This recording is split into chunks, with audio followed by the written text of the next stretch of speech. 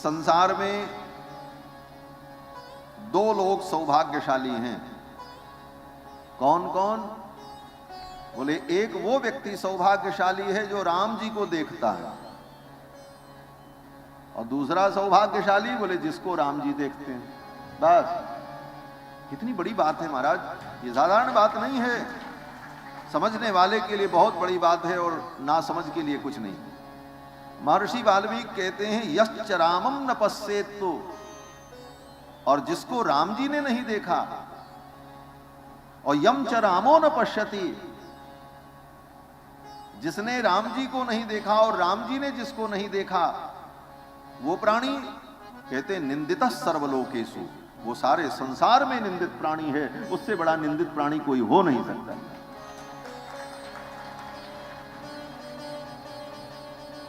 कितना निंदित है? बोले दुनिया तो उसकी निंदा करेगी ही करेगी, लेकिन उसके जीवन में एक दिन ऐसा आएगा कि उसकी खुद की आत्मा उसकी निंदा करेगी, धिक्कार है तुमको, तुमने राम जी का दर्शन नहीं किया। महर्षि वाल्मीकि कहते हैं निंदित सर्वलोकेषु स्वात्मा पेनम विगर्हते, उसकी आत्मा खुद उसे धिक्कारेगी। इसलिए हमारी आत्मा हमको धिक्कारे, इससे अच्छा है हम राम जी को देखें और हम राम जी का भजन करें, राम जी की उपासना करें, उनका चिंतन करें, और उसका परिणाम ये हो कि राम जी अपनी कृपा दृष्टि से हमको देखें। यही जीव की धन्यता, इससे बड़ी धन्यता और कुछ नहीं हो सकती। राम जी रथ पर बैठकर पिताजी के महल में पहुंचे, जाकर के पिताजी के चरणों में प्रणाम किया। पिताजी कुछ नहीं बोले। राम जी को बड़ा आश्चर्य हुआ। राम जी ने मां कैकेयी से पूछा, बगल में बैठी थी। राम जी ने कहा कि अन्यदा माम पिता दृष्ट्वा कुपितोपि प्रसीदति।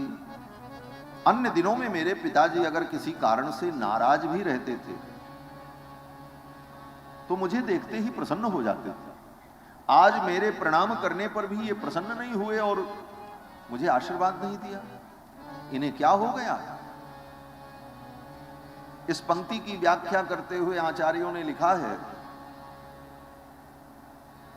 कि अन्यदा माम पिता दृष्ट्वा प्रकृतोपि प्रसीदति। राम जी कहते मेरे पिताजी किसी कारण से अगर नाराज भी रहते तो हमें देखते ही प्रसन्न हो जाते। राम जी से नाराज हों और राम जी को देख करके प्रसन्न हो जाए, ऐसा नहीं। राम जी से तो कभी दशरथ जी नाराज हुए ही नहीं, लेकिन किसी अन्य कारण से अगर दशरथ जी क्रोधित भी रहते और राम जी पहुंच जाएं तो राम जी को देखते ही उनका क्रोध शांत। उदाहरण दिया, दशरथ जी महाराज अपने न्यायालय में बैठे थे, किसी मुकदमे की सुनवाई कर रहे थे। किसी अपराधी ने बहुत भयंकर अपराध किया था और उसके सारे पक्षों को सुनने के बाद उन्होंने निर्णय किया कि इस अपराधी को मृत्यु दंड दिया जाना चाहिए। और मृत्यु दंड देने जा रहे थे, लिख दिया, जैसे न्यायाधीश फैसला लिख देता, बताता बाद में, सुरक्षित कर लेता लिख करके। दशरथ जी ने सुरक्षित कर लिया लिख करके इसे मृत्यु दंड देना है, और वो अपराधी भी जान रहा था मुझे मृत्यु दंड ही मिलेगा। लेकिन तब तक भगवान श्री राम कहीं से खेलते हुए पहुंच गए न्यायालय में। दशरथ जी ने देखा राम जी जाकर के दौड़कर पिताजी की गोद में बैठ गए। रघुनाथ जी को देखते ही दशरथ जी इतने प्रसन्न हुए, वो लिखे हुए निर्णय को फाड़ करके फेंक दिया और कहा इसे जीवन दान दे दिया जाए, इसे जीवन दान दे दिया जाए। अन्यदा माम पिता दृष्ट्वा प्रकृतोपि प्रसीदति। राम जी के दर्शन मात्र से दशरथ जी को इतना आह्लाद होता, आनंद होता। राम जी कहते हैं आज इन्हें क्या हो गया?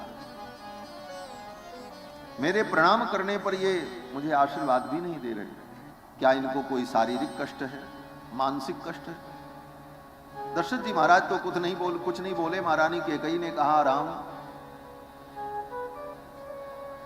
इनको कुछ नहीं हुआ है। न राजा कुपितो राम, हे राम महाराज कुपित नहीं है और न इनको कोई रोग है, व्यसनम नास्य किंचन, न ये बीमार हैं, स्वस्थ हैं। बोले तो फिर इनकी ऐसी स्थिति क्यों है? तो कैकेयी ने कहा, किंचिन मनोगतम स्वस्य तद्भयान नानुभासते। इनके मन में एक कोई बात है जो तुमसे कहना चाहते हैं, लेकिन तुम्हारे भय के कारण तुमसे कह नहीं पा रहे। राम जी कांप गए। राम जी ने कहा, मां, मेरे जैसे आज्ञाकारी पुत्र से कुछ कहने में पिता को संकोच हो, भय हो? ऐसे पुत्र को तो डूब करके मर जाना चाहिए। राम जी ने कहा, मां, आप तो मेरे स्वभाव को जानती हो।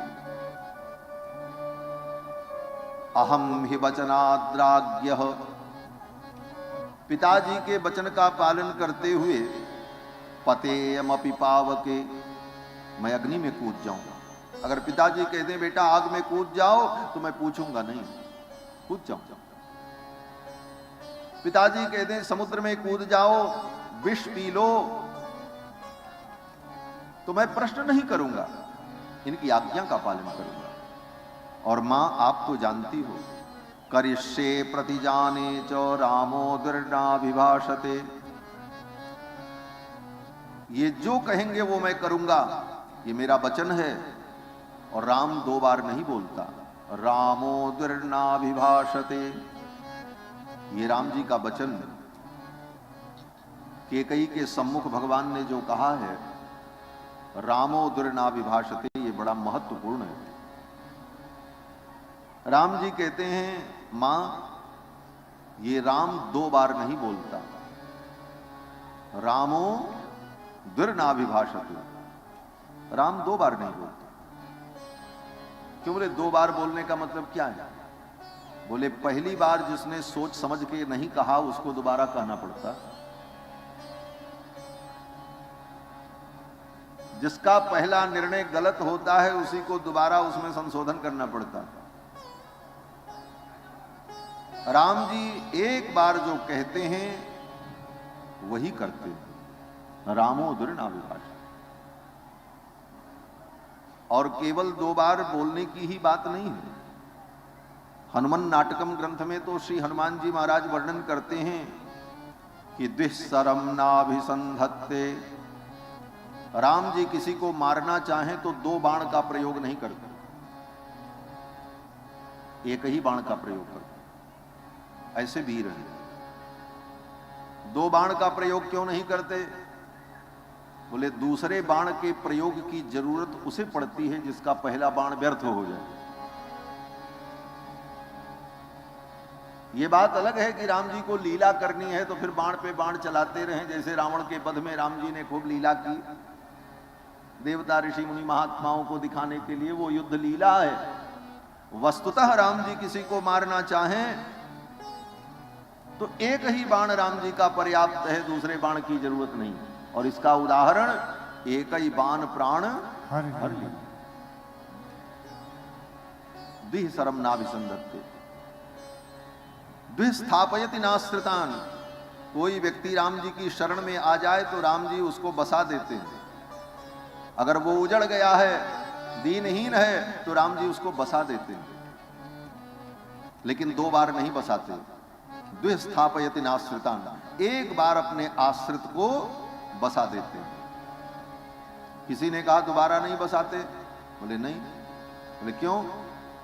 बोले एक बार राम जी जिसको बसा दें वो कभी उजड़ ही नहीं सकता, इसलिए दोबारा बसाने की जरूरत नहीं पड़ती। दो बार राम जी किसी को नहीं बसाता। आगे कहते हैं, दुर्ददाति न चार्थिभ्यो, मांगने वाले को राम जी दो बार नहीं देते हैं। कोई गरीब व्यक्ति राम जी के पास आया मांगने के लिए, बोले एक बार देते हैं, दोबारा नहीं देते। लोगों ने कहा राम जी बड़े कंजूस हैं। बोले कंजूस नहीं है, इतने उदार हैं कि एक बार में ही सब कुछ दे देते हैं, दोबारा उसे मांगने की जरूरत ही नहीं पड़ती। दुर्ददाति न चार्थिभ्यो रामो दृढ़ाभिभाषते, और राम जी दो बार नहीं बोलते। राम जी ने कहा मैया मेरे स्वभाव को, मेरे सिद्धांत को आप जानती हो, ये जो कहेंगे मैं करूंगा। महारानी कैकेयी ने कहा ये अपने मुख से नहीं कहेंगे, लेकिन मैं बताती हूं। और महारानी कैकेयी ने सारी कहानी बताई। बोले मैंने 2 वरदान मांगा, एक वरदान में अयोध्या का राज्य भरत के लिए और तुम्हारे लिए 14 वर्ष का वनवास, और यही वचन पूर्ण करने में इनको संकोच हो रहा है, ये तुमसे कह नहीं पा रहे। राम जी ने कहा बस इतनी सी बात,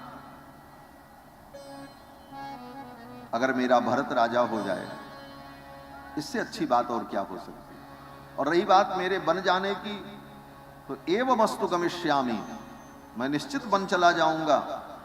जटाचीर धरोराज्ञ प्रतिज्ञाम अनुपालयन, महाराज की आज्ञा का पालन करते हुए जटाचीर बलकल धारण करके मैं जंगल में रहूंगा। और रही बात अयोध्या के राज्य की, राम जी कहते मैया ये राज्य क्या है? अपने भाई भरत के लिए अहम ही सीताम राज्यम च प्राणान निष्ठान धनानि च, अपने भाई भरत के लिए मैं अपनी पत्नी, प्रिय पत्नी सीता का भी त्याग कर सकता। पहला वचन राम जी ने कहा, सीता मेरी प्रिय भार्या है, लेकिन अपने भाई भरत के लिए अगर मुझे अपनी सीता का भी त्याग कर देना पड़े तो मैं त्याग कर दूंगा। अहम ही सीताम राज्यम च, और ये राज्य, और राज्य ही नहीं, अपने भरत के लिए अगर प्राण भी देना पड़े तो प्राणान इष्टान धनानि च, जो कुछ मेरे जीवन में इष्ट है वो सब कुछ मैं अपने भरत के लिए त्याग सकता हूं। हृष्टो भ्रात्रे स्वयं दद्याम भरताय प्रचोदितः, और वो भी प्रसन्नता पूर्वक। ये राम जी का त्याग, यही उपदेश है। रामायण सुनने का यही उपदेश है कि एक भाई को अपने भाई के लिए कितना भी बड़ा त्याग करना पड़े तो वो त्याग करने के लिए उसे सतत तैयार रहना चाहिए। यही रामचरित्र है, यही रामचरित्र है। गीत गाना भजन सब तो है, ठीक है, लेकिन वास्तविक रामचरित्र यही है। रामचरित मानस पढ़ो, राम जी का उत्सव करो, राम जी की लीला गाओ, और एक बित्ता जमीन के लिए भाई से मुकदमा लड़ो कोर्ट में जाकर के, बोले ये रामचरित्र नहीं है। रामचरित्र तो ये है कि अपने भाई के लिए एक भाई कितना बड़ा त्याग कर सकता है। इसीलिए रामायण में दोनों प्रकार के भाई का वर्णन है। एक भाई रावण है जिसने अपने भाई को लात मार करके निकाल दिया, और उसी रामायण में एक भाई सुग्रीव है जिसने अपने भाई बाली का वध करा दिया, और उसी रामायण में एक भाई राम जी हैं जो कहते हैं मैं अपनी पत्नी, सीता, पुत्र, संपत्ति जो कुछ है सब भरत के लिए त्याग सकता हूं। प्राणान निष्ठान धनानि च। और इसके विपरीत होता क्या है? राम जी कहते हैं अपने भाई के लिए हम अपनी पत्नी तक का त्याग कर सकते हैं, और आज की स्थिति क्या है? बोले पत्नी के लिए लोग भाई का त्याग कर देते, पत्नी के लिए भाई का त्याग कर देते। राम जी कहते भाई के लिए मैं पत्नी त्याग सकता हूं। यही रामचरित्र। इसीलिए रामचरित्र की आज भी आवश्यकता है। अगर रामचरित्र पढ़ करके व्यक्ति जीवन में उतारे तो कितने घर उजड़ने से बच जाए, कितने घर में जो अशांति है वो अशांति दूर हो जाए। इसीलिए आज भी राम जी का चरित्र प्रासंगिक है। इसीलिए आज भी राम जी सबकी आवश्यकता है। यहां इतनी माताएं बैठी, इन माताओं से पूछो आपको कैसा पति चाहिए, तो हर स्त्री यही कहेगी हमको राम जी जैसा पति मिले। भाई से पूछो कैसा भाई चाहिए, तो भाई यही कहेगा राम जी जैसा भाई चाहिए। मित्र से पूछो कैसा मित्र चाहिए, तो मित्र कहेगा मित्र हो तो राम जी जैसा। बाप से पूछो कैसा बेटा होना चाहिए, तो पिता यही कहेगा बेटा हो तो राम जी जैसा। यहां तक कि शत्रु से पूछो, अगर वो बुद्धिमान शत्रु होगा उससे पूछो तुमको कैसा शत्रु चाहिए, तो बुद्धिमान शत्रु यही कहेगा अगर शत्रु मिले तो राम जी जैसा मिले, गद्दार न मिले, ऐसा शत्रु मिले जो राम जैसा सिद्धांतवादी हो।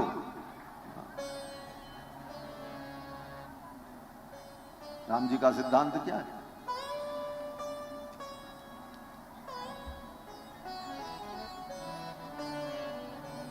राम जी का रावण से युद्ध हो रहा था। राम जी ने बाणों से मारा, रावण का अस्त्र शस्त्र छिन्न भिन्न हो गया, रथ टूट गया, रावण भूमि पर गिर पड़ा। रावण ने देखा अब राम जी हमको मार देंगे, क्योंकि अब मैं निशस्त्र हो गया। लेकिन राम जी ने रावण से कहा, लंकेश तुम्हारे शस्त्र नष्ट हो गए, तुम्हारा रथ नष्ट हो गया, और युद्ध करते करते तुम श्रांत हो गए हो, थक गए हो। जाओ लंका में जाकर के विश्राम करो, औषधि का सेवन करो, और कल स्वस्थ होकर के जब आओगे तब युद्ध का निर्णय करो। ये शत्रु के प्रतिभावना राम जी की। राम जी कहते हैं प्रविश्य लंकाम, लंका में प्रवेश करो, और जब पुनः आप आओगे तब युद्ध होगा। रावण लौट करके जब आया तो अपने 20 हाथ से 10 सिर को पकड़कर, एक एक सिर को 2-2 हाथों से पकड़कर 10 सिर की 20 आंखों से भर भर आंसू बह रहे थे रावण के, रो रहा था।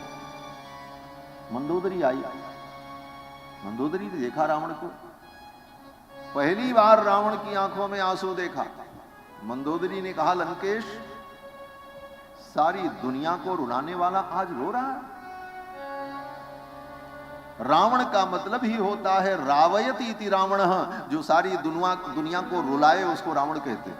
रावण शब्द का यही अर्थ है। रावण माने जो सारी दुनिया को रुलाए, और राम का अर्थ क्या है? बोले जो सारी दुनिया को आनंद कराए उसका नाम राम है। जो आनंद सिंधु सुख राशि सी करते त्रैलोक्य सुपास।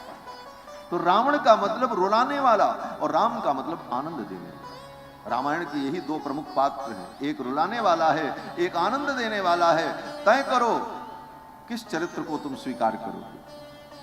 रोना है तो रावण के चरित्र को स्वीकार कर लो, और जीवन में आनंद चाहिए तो राम के चरित्र को स्वीकार करो।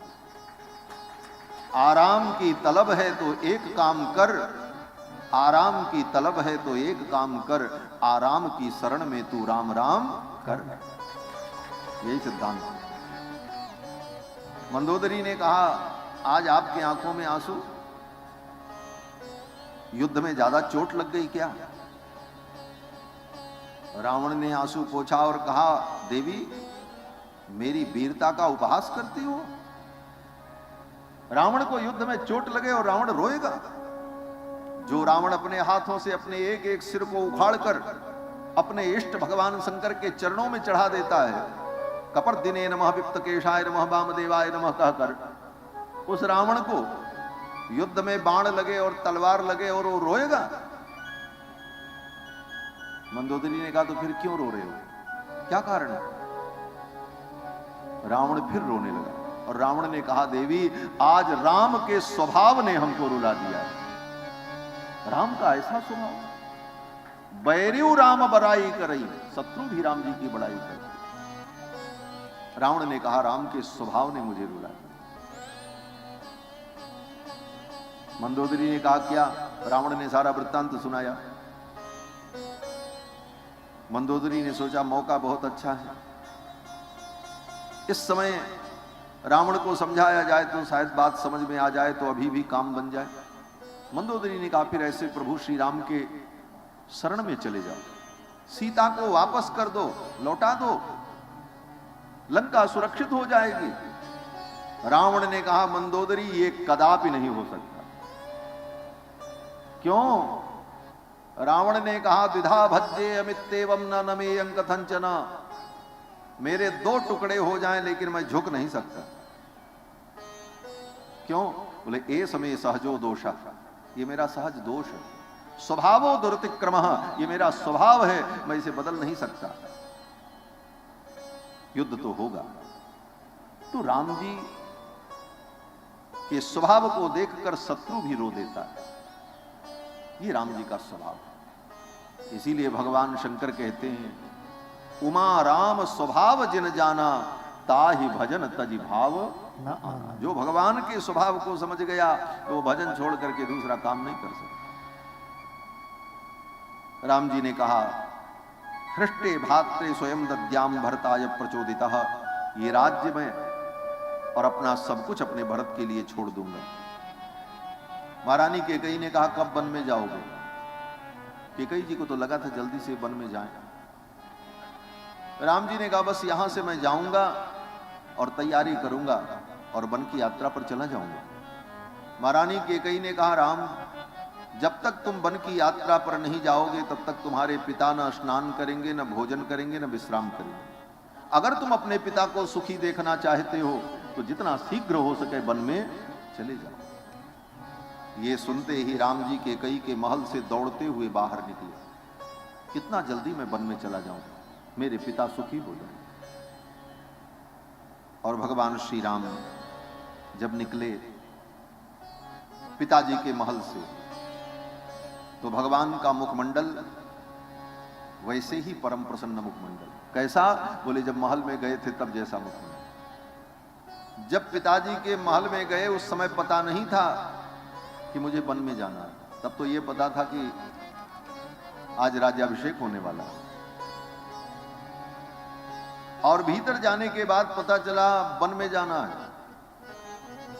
और जब निकले पिता के महल से तो ये निर्णय करके निकले कि अब अपने महल में जाकर फिर वहां से सीधे वन की यात्रा पर जाना। कुछ क्षण पूर्व ये पता हो कि मुझे इतना बड़ा राज्य मिलने वाला है और अगले क्षण उसे पता चले कि राज्य नहीं अब जंगल मिलेगा, उसके चेहरे की प्रसन्नता समाप्त हो जाएगी, मुख की कांति नष्ट हो जाएगी। महर्षि वाल्मीकि कहते हैं, नचास्य महतीम लक्ष्मीम राज्य नाशोपकर्षति। भगवान के मुख की जो लक्ष्मी है, लक्ष्मी माने सौंदर्य है, नचास्य महतीम लक्ष्मीम राज्य नाशोपकर्षति। राज्य के नाश होने पर भी राम जी के मुख की जो कांति थी वो कांति नष्ट नहीं। न वनम गंतु कामस्य त्यजतश्च वसुंधराम। जंगल जाने के समाचार को सुन करके भी सर्वलोकातिगस्येव लक्ष्यते चित्त विक्रिया, चित्त में कोई विकार नहीं आया। वाल्मीकि जी के इन्हीं भावों को गोस्वामी जी लिखते हैं, न ममले वनवास दुखतः मुखाम भुजश्री रघुनंदन। रघुनंदन के मुखमंडल पर कोई विकार नहीं हुआ। साथ में लक्ष्मण जी थे, निकल करके बाहर आए। लक्ष्मण जी कुछ बोल नहीं रहे। लक्ष्मण जी को इन चीजों से कोई मतलब भी नहीं। लक्ष्मण जी को तो केवल राम जी से मतलब है। लक्ष्मण जी जानते हैं प्रभु राम सर्वसमर्थ हैं, सब इन्हीं की मर्जी से होता है। हम तो इनके पीछे पीछे रहने वाले हैं, इनको जो करना है, रहेंगे तो हम यहां रहेंगे, ये चलेंगे तो हम भी चलेंगे। लक्ष्मण जी का ये समर्पण है। लक्ष्मण जी ने देखा भगवान निकल करके जब बाहर आए तो मां कौशल्या के महल में गए। कौशल्या ने जब सुना कि राज्याभिषेक होने वाला था और इस तरह से अब इन्हें वन में जाना है, मां कौशल्या मूर्छित हो गई, बेहोश हो गई। राम जी ने उन्हें संभाला।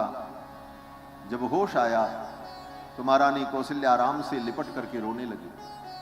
इस दृश्य को देखकर लक्ष्मण जी विचलित हो गए, मां के दुख को देखकर विचलित। और लक्ष्मण जी ने कहा, भैया बस अब मुझसे नहीं देखा जाता।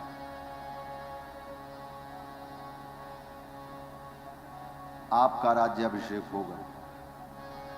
दुनिया की कोई ताकत आपके राज्याभिषेक को रोक नहीं सकती।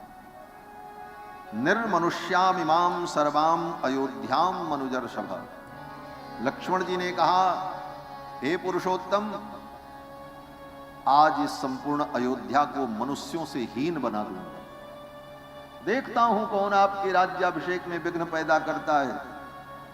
करिष्यामि सरैस्तीक्ष्णैर्यस्थास्यति विप्रिये। जो आपके विरोध में आएगा आज उसे मैं मार डालूंगा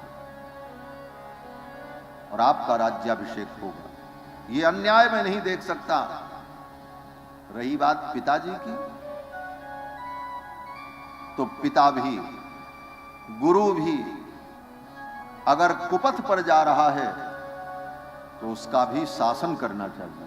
लक्ष्मण जी कहते हैं, लक्ष्मण जी कहते हैं, गुरोरप्यवलिप्तस्य कार्याकार्यमजानतः।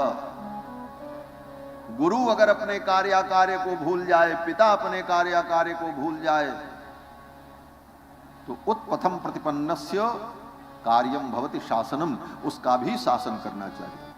आज पिताजी भी अगर बोले तो पिताजी को भी मैं बंदी बना लूंगा। लक्ष्मण जी ने कहा पिताजी को भी मैं बंदी बना लूंगा, और इसके बाद भी अगर पिताजी नहीं माने, लक्ष्मण जी कहते हैं हनिष्ये पितरम वृद्धम कैकेय्यासक्त मानसम, ऐसे बूढ़े पिता को आज मैं मार डालूंगा, दशरथ जी को मार डालूंगा। कैकेय्यासक्त मानसम, जो कैकेयी में आसक्त है। बोले लक्ष्मण जैसे व्यक्ति पिता के विषय में ऐसा कहते हैं? बोले हां कहते हैं, यही लक्ष्मण जी की भक्ति है। हाँ, जो भगवान के चरणों में समर्पित होगा, उसे लगे कि मेरे प्रभु के विरुद्ध कोई है, तो फिर वो चाहे पिता ही क्यों न हो, पिता भी उसके लिए त्याज्य हो जाता है। यही भागवत धर्म है, यही भगवान की शरणागति का स्वरूप है। लक्ष्मण जी ने कहा ऐसे पिता को मैं मार डालूंगा, मैं नाम नहीं लूंगा। एक बड़े विद्वान, बड़े प्रतिष्ठित व्यक्ति हैं भारतवर्ष में, उन्होंने एक दिन पहले तो दंड प्रणाम हुआ, फिर उन्होंने कहा कि ये पंक्ति जो वाल्मीकि रामायण की है, हनिष्ये पितरम वृद्धम कैकेय्यासक्त मानसम, जो लक्ष्मण जी ने कहा है, लक्ष्मण जी ऐसा नहीं कह सकते। हमने कहा लक्ष्मण जी ने तो कहा है और लिखा भी है। बोले इसका अर्थ कुछ दूसरा करना चाहिए।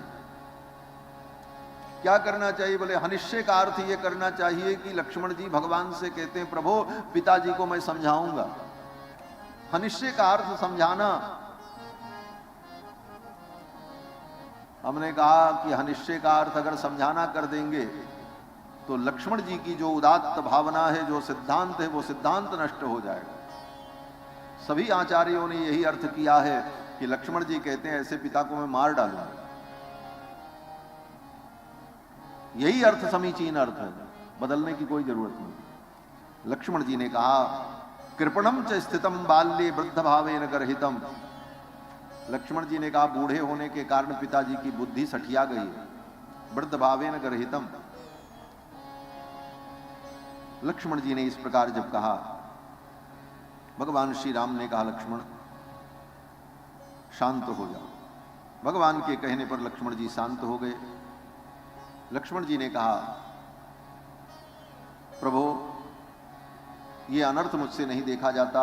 राम जी ने कहा ये अनर्थ नहीं है, ये विधि का विधान है, मेरे प्रारब्ध में यही है। लक्ष्मण जी ने कहा प्रारब्ध को मानने वाले कायर लोग होते हैं, दैव दैव का पुरुषा बदंती, दैव दैव आलसी पुकारा।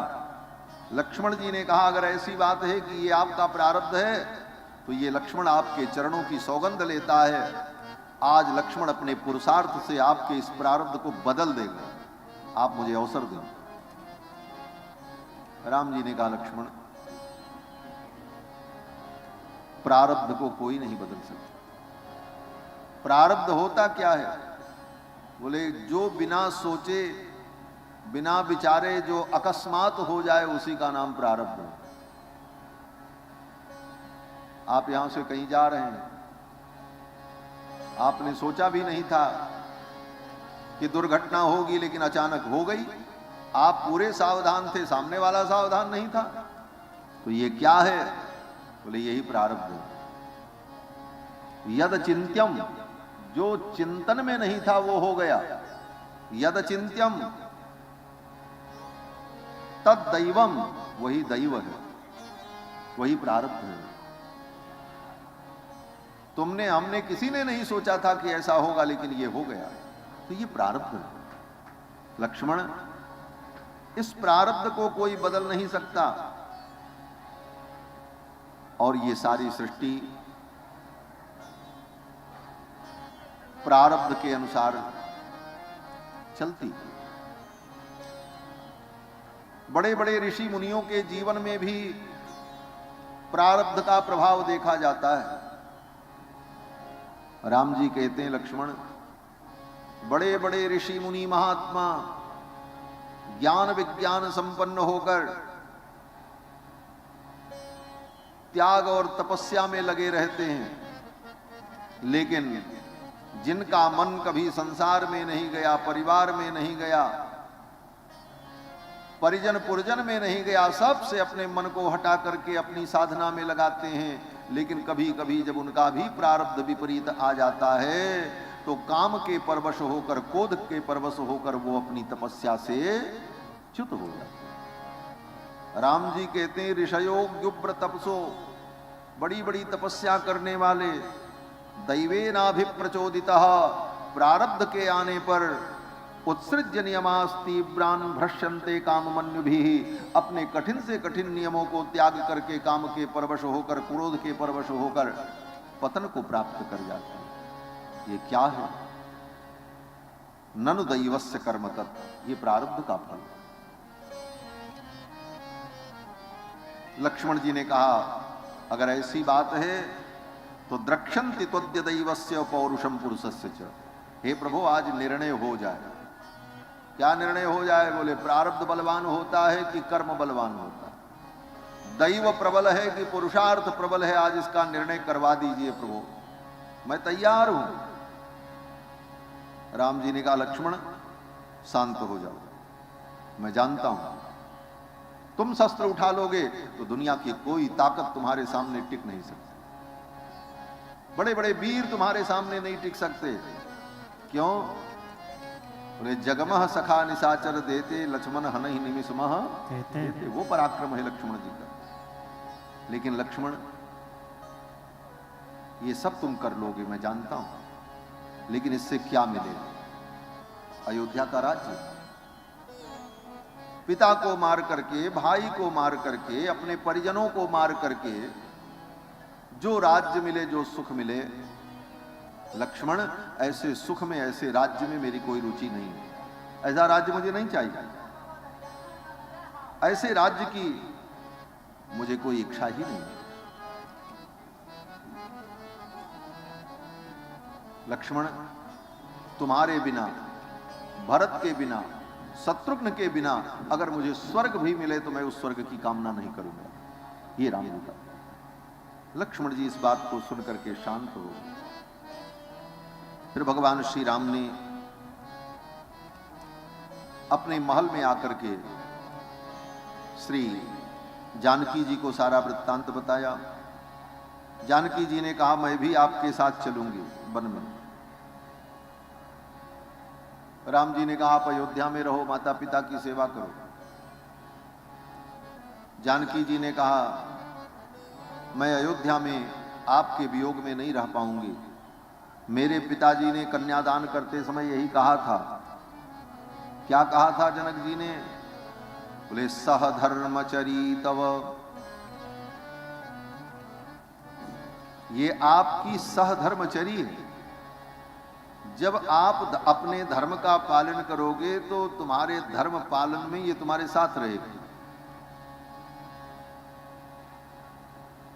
और हे रघुनंदन, आप पुत्र धर्म का पालन करते हुए वन में जाने को तैयार हैं, तो आपके इस धर्म पालन में मैं आपके साथ रहूंगी, तभी मेरे पिता का वो वचन सत्य होगा।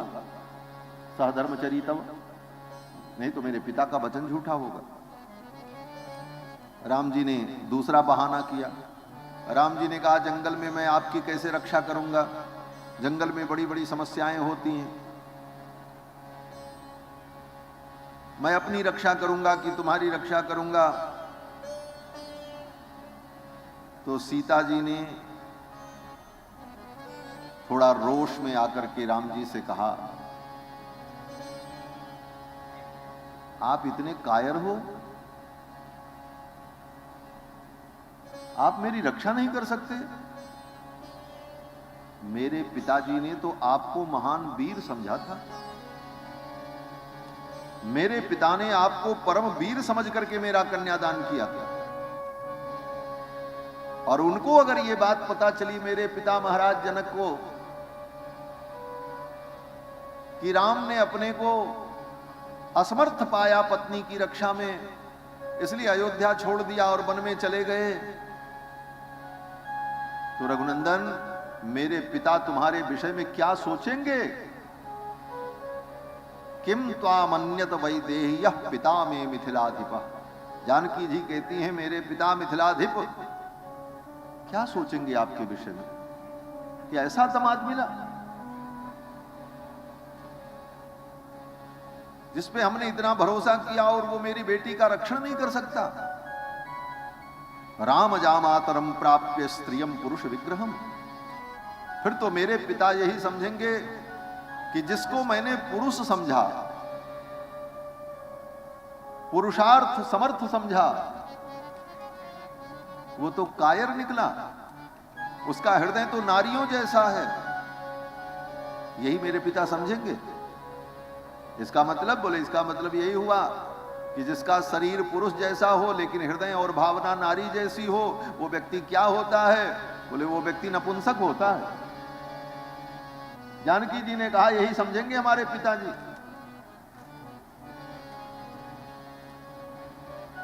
भगवान श्री राम ने कहा अगर ऐसी बात है तो ठीक है, चलो, मुझे कोई आपत्ति नहीं। भगवान श्री राम ने अनुमति दे दी किशोरी जी को, बोले चलो आप पीछे।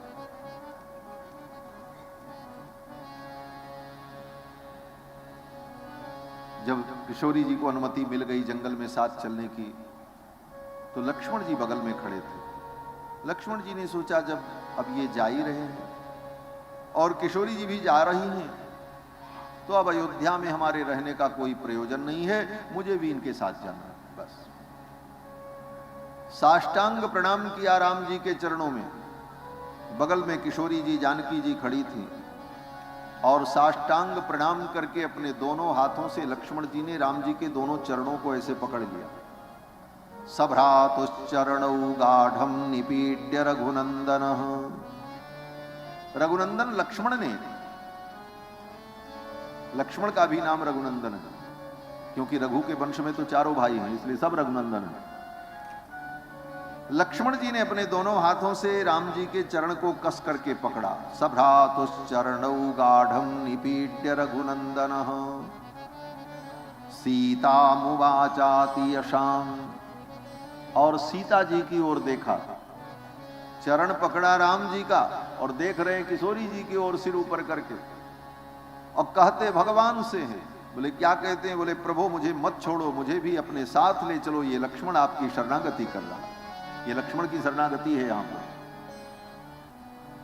लक्ष्मण जी के द्वारा जो ये शरणागति हो रही है, यही आदर्श शरणागति है वाल्मीकि रामायण।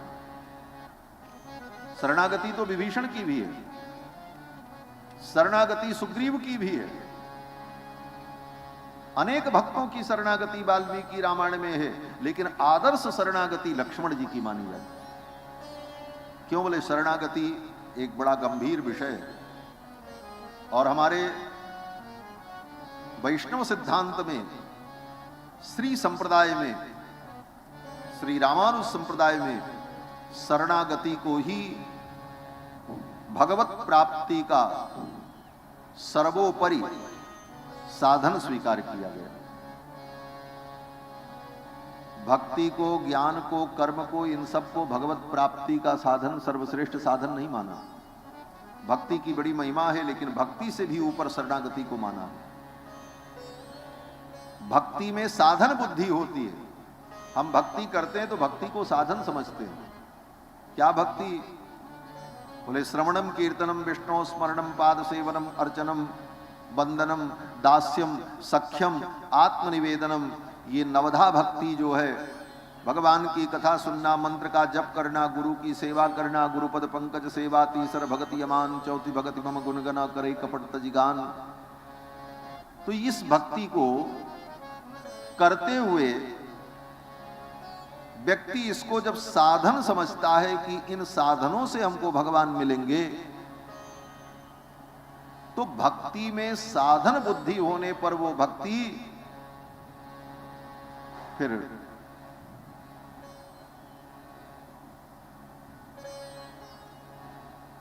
शरणागति से निम्न कोटि में हो जाती है। शरणागति में, बोले शरणागति में यही किया जाता है जो भक्ति में किया जाता है। शरणागत भी कथा सुनता है, शरणागत भी मंत्र जपता है, शरणागत भी गुरु की सेवा करता है, शरणागत नाम भी जपता है, तीर्थ भी करता है, तपस्या भी करता है, व्रत भी करता है, लेकिन शरणागत सब कुछ करते हुए इन साधनों से मुझे भगवान मिलेंगे ये कभी नहीं स्वीकार करता। वो स्वीकार करता है कि भगवान स्वयं की कृपा से मिलेंगे, वो स्वयं कृपा करेंगे तो हम उनको प्राप्त कर पाएंगे। सोई जानई जेहि देहु जनाई, जानत तुम्हें तुम्हें हो जाई, तुम्हारी कृपा तुम्हें रघुनंदन, जानई भगत भगत उर चंदन, यमे वैश प्रणुते तेन लभ्य। तो ये शरणागति का सिद्धांत है। इसीलिए हमारे यहाँ जितने आचार्य होते हैं करते सब हैं, संध्या वंदन करेंगे, गायत्री का जप करेंगे, नित्य नैमित्तिक कर्मानुष्ठान का संपादन विधि पूर्वक करेंगे, लेकिन कोई साधना भगवत प्राप्ति के लिए नहीं करते। हमारे यहाँ भगवत प्राप्ति के लिए साधना होती ही नहीं, कोई साधना नहीं होती। ध्यान लगाओ, आंख बंद करके बैठो, घंटों चिंतन करो, बोले ये सब कोई साधना हमारे यहाँ नहीं होती। हमारे यहाँ शरणागति ही भगवान को प्राप्त करा देगी। हम भगवान की शरणागति की, बोले फिर तो शरणागति को आपने साधन माना? बोले नहीं नहीं, शरणागति को भी हमने साधन नहीं माना। शरणागति होती किसकी है? बोले भगवान की। तो शरणागति करने पर भगवान ही साधन बनते हैं और भगवान ही साध्य बनते हैं। साधन साध्य राम पद नेहु, साधन भी भगवान है और साध्य भी भगवान है। इसलिए शरणागति को कल्याण का परम उपाय अनुभव किया आचार्य ने। श्रीमद् भगवत गीता में भी यही है। ज्ञान कर्म भक्ति सब बताया भगवान ने अर्जुन को, और सब करने के बाद भी अर्जुन का मोह नष्ट नहीं हुआ। अर्जुन का मोह नष्ट नहीं हुआ। जब अर्जुन का मोह नष्ट नहीं हुआ तो भगवान ने पूछा, अर्जुन कुछ बात समझ में आई? अर्जुन ने कहा, महाराज समझ में सब आई, लेकिन क्या करें, कुछ निर्णय नहीं हुआ। तब भगवान ने कहा, अच्छा अब एक काम करो। गीता के 18वें अध्याय में भगवान ने कहा, अभी तक जो ज्ञान मैंने तुमको बताया वो गुह्य ज्ञान था, गुह्यतर ज्ञान था, लेकिन अब मैं जो तुमको बताने जा रहा हूं वो गुह्यतम ज्ञान है। क्या ज्ञान है? बोले गुह्यात् गुह्यतमं भूय शृणु में परमं वच।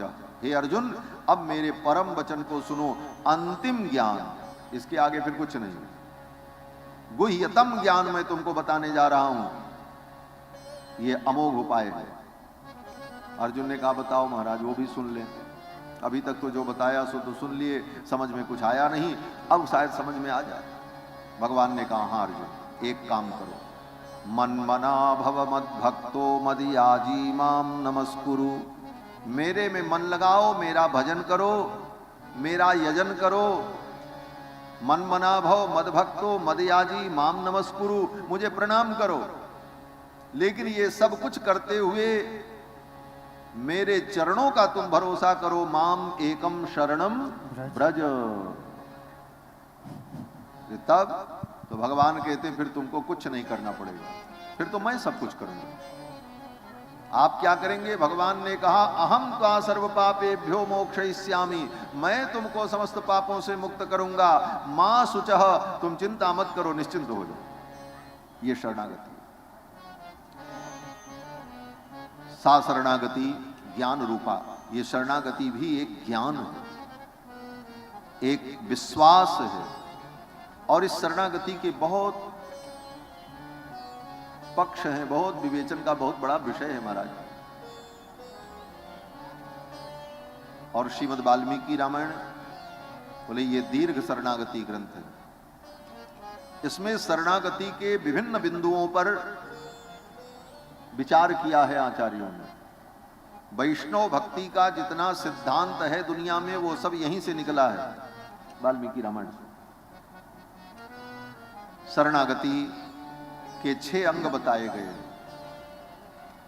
आनुकूल्यस्य संकल्प, प्रातिकूल्यस्य वर्जनम, रक्षिष्यतीति विश्वासो गोप्तृत्व वर्णम तथा आत्मनिक्षेप कार्पण्ये षड्विधा शरणागति। आनुकूल्यस्य संकल्प, हम भगवान के अनुकूल संकल्प करें, पहला लक्षण। प्रातिकूल्यस्य वर्जनम, जो भगवान के प्रतिकूल हो उसका हम त्याग करें, 2। तीसरा, रक्षिष्यतीति विश्वासो, भगवान रक्षा करेंगे ये दृढ़ विश्वास हो। हम अपने मंत्र जब तब से रक्षित हो जाएंगे, हम कुछ करेंगे तो हमारा कल्याण होगा ये सोचे, बोले शरणागति व्यर्थ हो जाएगी। भगवान रक्षा करेंगे ये विश्वास हो। कैसे? बोले बिल्ली के बच्चे के समान। बिल्ली का बच्चा अपनी मां से रक्षा की कोई अपेक्षा नहीं करता, वो तो पड़ा रहता। मां स्वयं अपने दांतों से पकड़कर उसे उठा करके ले जाती है सुरक्षित स्थान पर। जिन दांतों से चूहे को पकड़ती है, चूहे का राम नाम सत्य हो जाता है, उसी दांत से अपने नवजात शिशु को बिल्ली पकड़ करके ले जाती है और 7 चौखट पार करा करके सुरक्षित स्थान पर रख देती है। बच्चा निश्चिंत रहता। जब वो उठाती है तब भी बच्चा निश्चिंत रहता है, जब नहीं उठाई थी तब भी निश्चिंत था, और सुरक्षित स्थान पर ले जाकर के रख दिया, वहां भी वो निश्चिंत रहता। जिस प्रकार वो बिल्ली का बच्चा अपने मां पर पूर्ण आश्रित होकर निश्चिंत रहता है, उसी प्रकार भगवान पर पूर्ण विश्वास करके निश्चिंत रहो। ये शरणागति का तीसरा लक्षण है। यही निश्चिंतता नहीं आती। ये मंत्र जप लें, ये कर लें, ये अनुष्ठान कर डालें तो हमारा ये कल्याण हो जाए, ये मिल जाए, ये प्राप्त हो जाए, यह भी एक भ्रम होता है, और ये भ्रम जीव को भटकाता रहता है। भगवान में दृढ़ विश्वास हो जाए, रक्षिष्यतीति विश्वास हो, भगवान रक्षा करेंगे ये विश्वास, ये तीसरा लक्षण है। और चौथा लक्षण, गोप्तृत्व वर्णम तथा, रक्षक के रूप में भगवान का वर्ण। अपनी रक्षा के लिए हम किसी का वर्ण नहीं करेंगे, केवल भगवान का वर्ण करेंगे। भगवान को छोड़कर किसी से आपने रक्षा की अपेक्षा की तो आपकी शरणागति व्यर्थ हो जाए। गंगा के किनारे गए, गंगादास बन गए, जमुना किनारे जमुनादास बन गए, जो देवी देवता मिले सब जगह मत्था टेक करके यही कहे रक्षा करो रक्षा करो, बोले तुम्हारी शरणागति व्यभिचारिणी हो गई। भगवान पर भरोसा नहीं रहा, और शरणागति में केवल भगवान पर भरोसा होता। बड़ा कठिन है। महाविश्वास पूर्वकम, महाविश्वास होना चाहिए।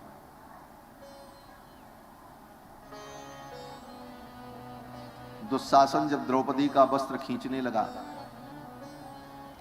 तो द्रौपदी को जब तक विश्वास था कि मेरे 5 पति मेरी रक्षा करेंगे, तब तक भगवान नहीं आए। महाभारत पढ़ लेना।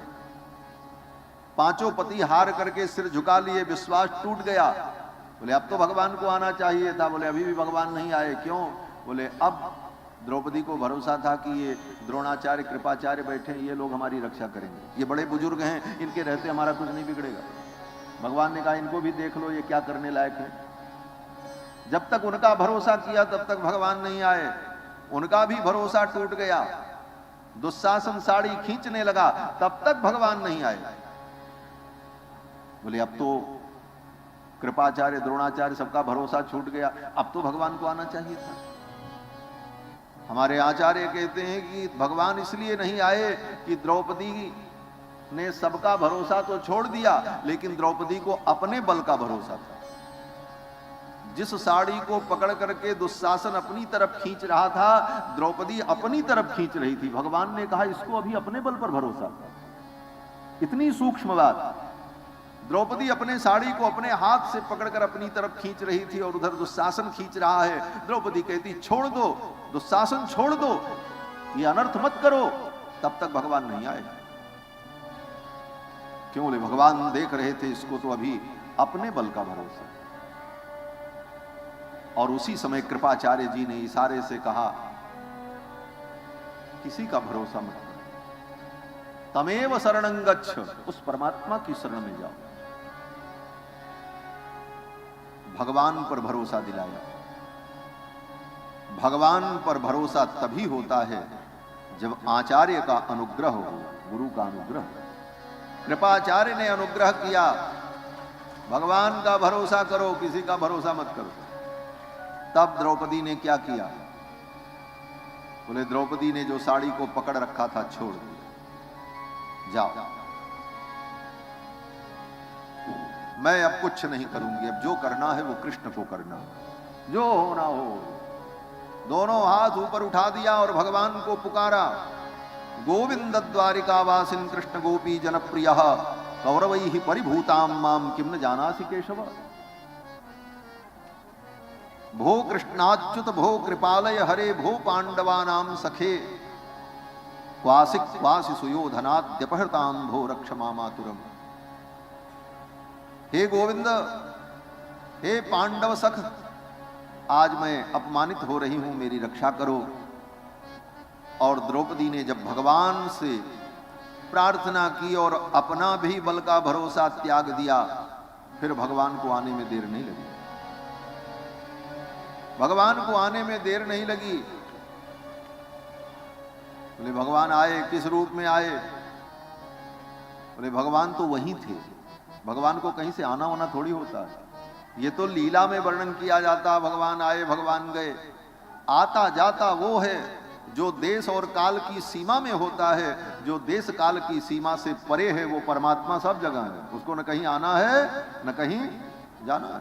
वो तो यही है, आपके बगल में है, आपके रोम रोम में है, आपके अंतर में है।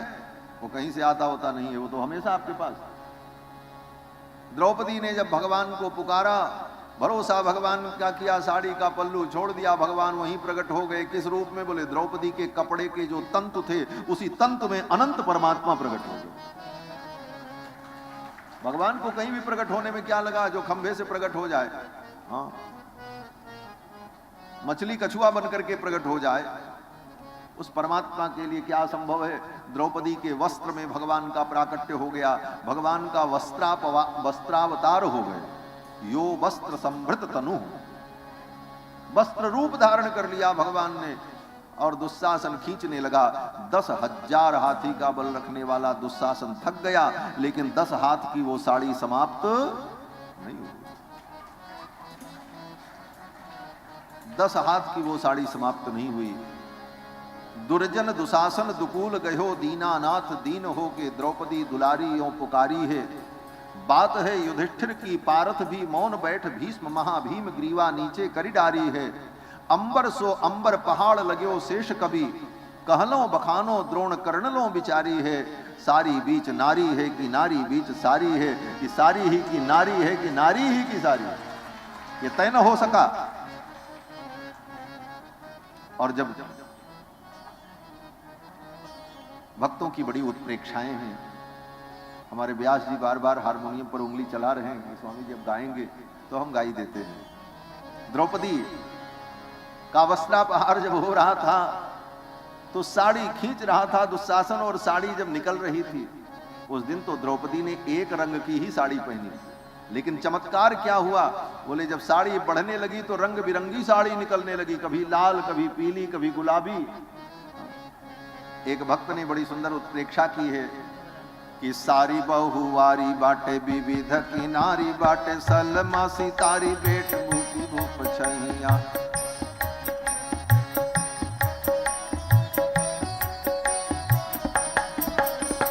सारी बहुवारी बाटे विविध किनारी बाटे, सलमा सितारी बेल भूपी धूप छैया। फीकी बाटे गाढ़ बाटे लागल पहाड़ बाटे, मखमली पाट बसी लिख मख नहिया। सब रंग की साड़ी प्रकट हुई, सुंदर सफेद सब्ज बैगनी हरी पीली। ढेरी बहुतेरी नहीं गिनबे में आयो है, लाली और गुलाबी गुलनारी पाट फल शाही काही और बदामी बहुतेरो दर्शायो है।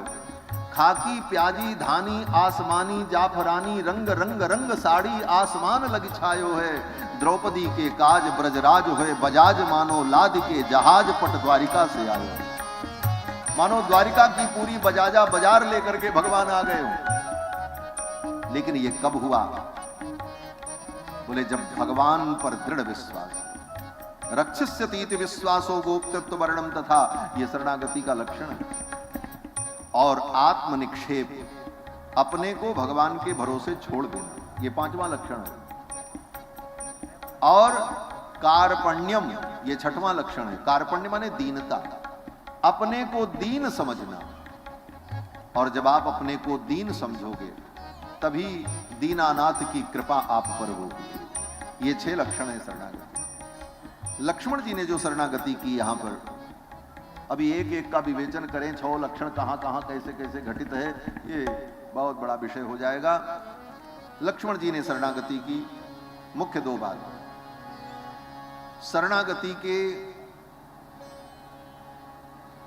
विषय में आचार्यों ने जो कहा है, शरणागति कोई भी कर सकता है। शरणागति के सभी अधिकारी हैं, स्त्री पुरुष बालक वृद्ध ब्राह्मण क्षत्रिय वैश्य शूद्र देवता मनुष्य गंधर्व किन्नर राक्षस पिशाच बंदर भालू, जीव मात्र शरणागति का अधिकारी है। एक विशेषता। दूसरी, शरणागति में काल का भी कोई नियम नहीं, कहां शरणागति की जाए, किस काल में की जाए।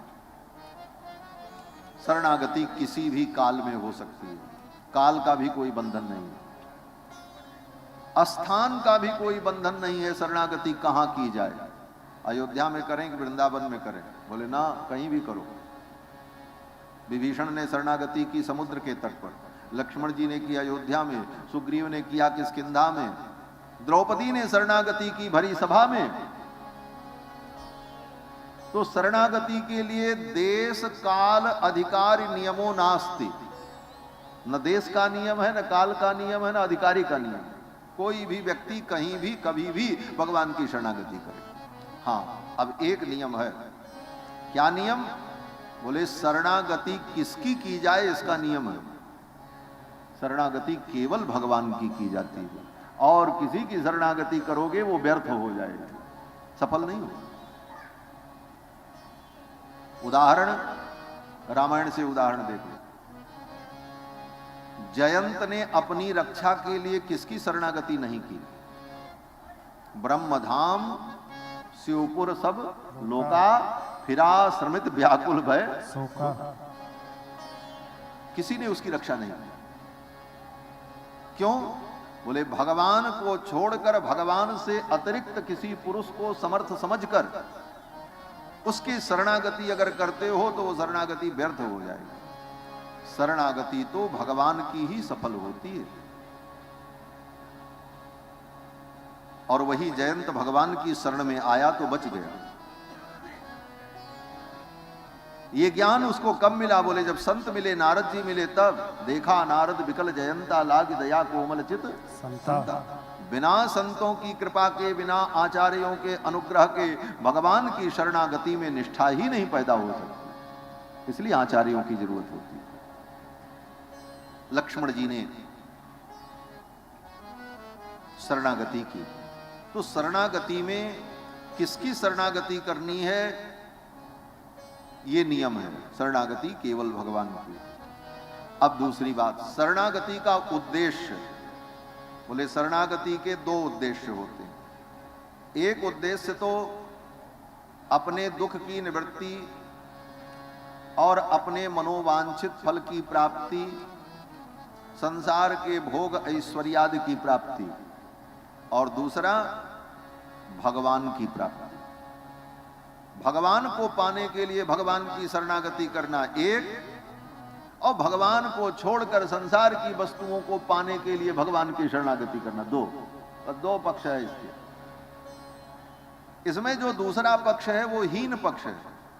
भगवान की शरणागति करें संसार की चीजों को पाने के लिए, वो उत्तम शरणागति नहीं मानी जाती। उसका भी उदाहरण रामायण में है। विभीषण जी ने शरणागति की भगवान की, लेकिन उद्देश्य क्या था? बोले लंका का राज्य मिल जाए। भगवान की शरण में आए तो भगवान ने पूछा, तुरंत लंका का राज्य दिया। पूछा और कुछ चाहिए? विभीषण ने कहा, उर कछु प्रथम वासना रही, तब पद प्रीति सरित सो रही। पहले थी वासना लेकिन अब नहीं है। हाँ, लेकिन एक चीज जरूर है, भगवान की शरणागति अगर लौकिक फल की प्राप्ति के लिए भी जीव करे तो वो उत्तम तो नहीं माना जाता, परंतु लौकिक फल प्राप्ति होने के बाद उसी शरणागति के आधार पर भगवान उसको निष्काम बना देते हैं और अपने चरणों की दृढ़ निष्ठा प्रदान कर देते। विभीषण जी को दिया भगवान ने। विभीषण जी भी साधारण नहीं है, यद्यपि वो सकाम भाव से आए, लेकिन उन्हें भगवान ने वो उनकी इच्छा भी पूरी कर दी और बाद में उनको ये ज्ञान दे दिया कि भगवान से, भगवान के चरण में जाकर संसार को मांगना ये उचित नहीं है। इसीलिए विभीषण ने कहा, उर कछु प्रथम वासना रही, तब पद प्रीति सरित सो वही। तो उत्तम शरणागति ये है कि भगवान के लिए भगवान की शरण में हम जाएं, संसार के लिए भगवान की शरण में जाएं, ये उत्तम तो नहीं है लेकिन ठीक है, और कहीं जाने से तो अच्छा है। साईं की मजार पूजने से और मजार पर चादर चढ़ाने से और भूत प्रेत डाकनी साकनी की उपासना करने से तो अच्छा है कि राम जी की शरण में आया। राम जी तो कहते हैं, आर्तो जिज्ञासुर अर्थार्थी ज्ञानी च भरतर्षभ, कैसे भी मेरी शरण में आया तो चाहे वो आर्त भाव से आवे चाहे अर्थार्थी बनकर के आवे। तो उत्तम तो यही है कि भगवान की शरण में भगवान के लिए हम, और अन्य फल के लिए गए तो वो अन्य फल मिल जाएगा और फिर बाद में भगवान तुमको उस फल से भी विरक्त कर देंगे और फिर अपना चरण प्रदान कर देंगे। यही भगवत भक्ति की विशेषता है। इसीलिए भागवत में सुखदेव जी कहते हैं, अकामः सर्व कामो वा मोक्ष कामोदारधि तीव्रेण भक्ति योगेन यजेत पुरुषम परम। ये तीव्र भक्ति योग क्या है? बोले भगवान की शरणागति। तो लक्ष्मण जी की जो शरणागति है ये भगवत प्राप्ति के लिए भगवान की शरणागति। इनकी शरणागति का उद्देश्य कोई लौकिक नहीं है, इसीलिए लक्ष्मण जी की शरणागति को आदर्श शरणागति मानी गई। अब लक्ष्मण जी कहते क्या है? लक्ष्मण जी ने भगवान के चरणों को कस करके पकड़ा।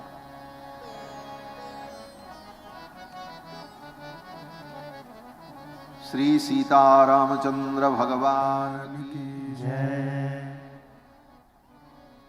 लक्ष्मण जी ने भगवान के चरणों को कस करके पकड़ा। सभ्रातुश्चरणौ गाढ़म, गाढ़म का अर्थ है महाविश्वास। भगवान के चरणों का आश्रय लो, लेकिन कैसे? विश्वास पूर्वक। कहते नहीं, महाविश्वास पूर्वक। विश्वास ही नहीं, महाविश्वास। और फिर लक्ष्मण जी कहते हैं कि हे प्रभु, मुझे कुछ नहीं चाहिए, न देवलोकाक्रमणम, मुझे उत्तम लोक भी नहीं चाहिए, नामरत्वमहं वृणे, और मुझे अमरत्व भी नहीं चाहिए, ऐश्वर्यम चापि लोकानाम, किसी भी लोक का ऐश्वर्य मुझे नहीं चाहिए, कामये न त्वया बिना, हे प्रभु आपके अतिरिक्त हमको कुछ नहीं चाहिए। कामये न त्वया बिना, तुम्हारे बिना हमको और कुछ नहीं चाहिए, हमको तो आप चाहिए। इस कारण से लक्ष्मण जी की शरणागति आदर्श शरणागति है।